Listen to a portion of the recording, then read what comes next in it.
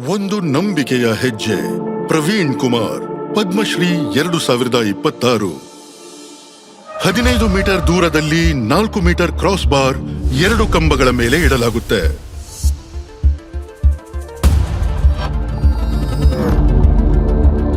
ವರ್ಷಗಳ ಕಠಿಣ ಪರಿಶ್ರಮ, ಕೇವಲ 1 ನಿಮಿಷ ಮತ್ತು ಕೇವಲ 1 ಅವಕಾಶ.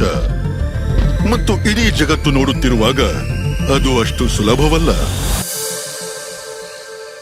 ಪ್ರವೀಣ್ ಕುಮಾರ್ 2003ರಲ್ಲಿ ಉತ್ತರ ಪ್ರದೇಶದ ಗೌತಮ್ ಬುದ್ಧ ನಗರದಲ್ಲಿ ಜನಿಸಿದರು. ತನ್ನ ಶಾಲಾ ದಿನಗಳಲ್ಲಿ ಪ್ರವೀಣ್ ಅವರು ತನಗೆದುರಾದ ಪ್ರತಿ ಸವಾಲನ್ನು ಎದುರಿಸಿ ವಾಲಿಬಾಲ್ನಿಂದ ಹೈ ಜಂಪ್ಗೆ ಬದಲಾಯಿಸಲು ನಿರ್ಧರಿಸಿದರು. ಅವರಿಗೆ ಹೈ ಜಂಪ್ನ ಅವಕಾಶ ನೀಡಲು ತರಬೇತುದಾರರಿಗೆ ಇಷ್ಟವಿರಲಿಲ್ಲ. ಪ್ರವೀಣ್ ಗಾಯಗೊಂಡರೆ ಎಂಬ ಭಯ ಇತ್ತು. ಪ್ರವೀಣ್ ಅವರನ್ನು 8 ದಿನಗಳ ಕಾಲ ಮನವೊಲಿಸಿದರು. ಶಿಕ್ಷಕರು ಒಪ್ಪಿದರು. ಪ್ರವೀಣ್ ಅವರ ಹೆಸರು 8 ಗಂಟೆಗೆ 10 ಗಂಟೆಯ ಕಾರ್ಯಕ್ರಮಕ್ಕಾಗಿ ನಮೂದಿಸಲಾಯಿತು.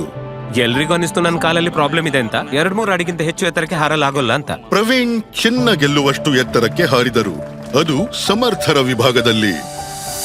ಒಮ್ಮೆ ಮಾರುಕಟ್ಟೆಯಲ್ಲಿ ನಮ್ಮನ್ನು ಒಬ್ಬ ಋಷಿ ಭೇಟಿಯಾದ್ರು. ಅವರು ಪ್ರವೀಣ್ನ ತಾಮ್ರದ ಪಾದವನ್ನು ನೋಡಿ ಹೇಳಿದ್ರು, ಇವನು ಭಾರತಕ್ಕೆ ಕೀರ್ತಿ ತರ್ತಾನೆ ಅಂತ. ನಾನು ಅವನಿಗೆ ಜನ್ಮ ನೀಡಿದೆ, ಆದ್ರೆ ಅವನು ರಾಷ್ಟ್ರದ ಮಗ, ಭಾರತಕ್ಕೆ ಕೀರ್ತಿ ತರಲು ಜನಿಸಿದವನು. ಪ್ರವೀಣ್ ಅವರ ಪ್ರತಿಭೆಗೆ ಅವರ ತರಬೇತುದಾರ ಡಾಕ್ಟರ್ ಸತ್ಯಪಾಲ್ ಸಿಂಗ್ ಅವರ ಮಾರ್ಗದರ್ಶನದಲ್ಲಿ ಉತ್ತಮ ನಿರ್ದೇಶನ ಮತ್ತು ವೇಗ ಸಿಕ್ಕಿತು.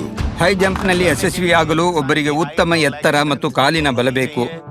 ಪ್ರವೀಣ್ಗೆ 2 ಕೊರತೆ ಇತ್ತು. ಪ್ರವೀಣ್ಣನ್ನು ಮೊದಲ ಬಾರಿಗೆ ಭೇಟಿಯಾದಾಗ ಸಲೀಸಾಗಿ 1.80 ಮೀಟರ್ ದೂರ ದಾಟಿದನು. ತನ್ನ ಹಳೆ ದಾಖಲೆಗಳನ್ನು ಮುರಿದು ಹೊಸ ದಾಖಲೆ ಸೃಷ್ಟಿಸಬಲ್ಲ ಅಂತ ಅರಿವಾಯಿತು. ಈಗ ಗುರಿಯಾಗಿತ್ತು ಭಾರತಕ್ಕಾಗಿ ಚಿನ್ನ ಗೆಲ್ಲುವುದು. ಆದರೆ 2019 ಪ್ರವೀಣ್ಗೆ ಸವಾಲುಗಳ ವರ್ಷವಾಗಿತ್ತು. ಗಾಯಗಳು ನಿರಂತರವಾಗಿ ಕಾಡುತ್ತಿದ್ದವು. ಆದರೆ ವಿಭಾಗದ ಹಠಾತ್ ಬದಲಾವಣೆಯು ಅವರನ್ನು ಅನುಮಾನಕ್ಕೆ ದೂಡಿತು.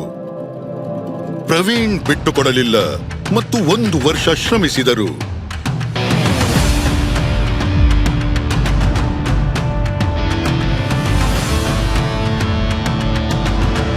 ನನ್ನ ಮನಸ್ಸಲ್ಲಿ ಒಂದೇ ಒಂದು ವಿಷಯವಿತ್ತು, ಚಿನ್ನ ಗೆಲ್ಲುವ ದೇಶದ ರಾಷ್ಟ್ರಗೀತೆ ಮಾತ್ರ ಅವರು ನುಡಿಸ್ತಾರೆ.